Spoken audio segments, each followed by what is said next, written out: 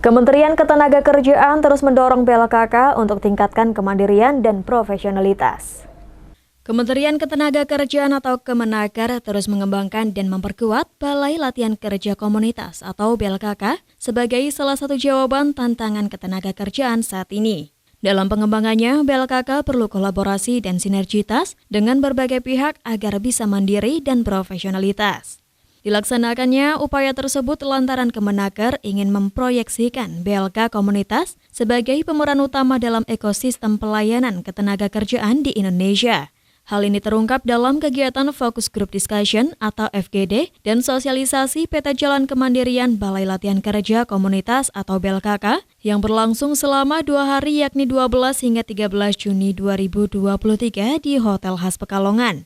Sosialisasi peta kemandirian yang diikuti oleh para pengurus dan pengelola BLKK dan Pondok Pesantren se-Jawa Tengah ini dilakukan sebagai upaya percepatan pengembangan kemandirian BLK komunitas, di mana perlu dilaksanakan langkah-langkah akselerasi yang masif. Selain itu, dokumen peta jalan ini juga diharapkan dapat digunakan secara komprehensif dan konsisten, sehingga dalam pelaksanaan program dapat lebih terukur dan dapat dimonitor, serta dievaluasi secara berkala demi pengembangan BLK komunitas menjadi lebih baik lagi. Staf khusus Menteri Ketenagakerjaan Caswiono Rusdi Cakrawangsa menjelaskan bahwa Kemenaker sudah membangun lebih dari 3.700 BLKK di seluruh Indonesia yang berada di pesantren-pesantren, lembaga keagamaan di desa atau kelurahan untuk mendekatkan pelatihan kompetensi kepada masyarakat yang selama ini belum terjangkau atas akses pelatihan kompetensi. Ya, kita sudah membangun lebih dari 3.700 BLK komunitas Indonesia. BLK komunitas itu kita bangun di pesantren-pesantren, di komunitas keagamaan, di desa-desa untuk mendekatkan pelatihan kompetensi kepada masyarakat yang selama ini miskin atas akses pelatihan vokasi. Itu terobosan penting. Nah, di Batang sudah kita bangun, di daerah sini ya, di Batang itu 17 BLK komunitas, di Pekalongan 20, Pekalongan Kota 4 kalau tidak salah, dan di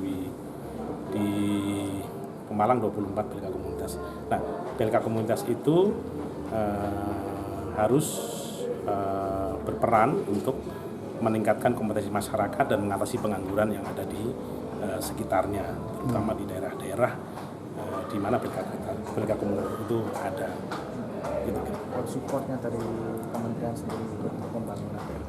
Nah, BLK komunitas itu dibangun atas bantuan pemerintah kepada lembaga keagamaan, pesantren maupun lembaga-lembaga keagamaan lain, yayasan dan lain-lain, yang mereka sudah punya basis sosial dan kelembagaan masyarakat yang kuat agar dapat menjalankan tugas-tugas pengembangan sumber daya manusia yang mereka semua harus terintegrasi dengan kebutuhan pasar kerja lokal maupun potensi ekonominya.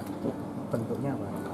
Bangunan? Ya, bentuknya BLK komunitas bentuknya bangunan BLK mini lah kira-kira, yang terdiri satu kejuruan, ada peralatannya, ada instrukturnya, ada pengelolanya dan seterusnya. Jadi yang bangun pemerintah di tanah masyarakat. Sampaikan Caswiono, secara nasional Kemenaker mendorong kemandirian BLKK agar menjadi lembaga pelatihan yang mandiri dan profesional. Selama ini, Kemenaker telah menyiapkan paket-paket pelatihan dan sertifikasi serta pengembangan instruktur dari dana APBN. Pihaknya berharap melalui kegiatan FGD ini dapat menjadi panduan untuk BLKK dalam mendiskusikan langkah-langkah kemandirian yang harus dilakukan ke depan. Romi Swarto, Batik TV, melaporkan.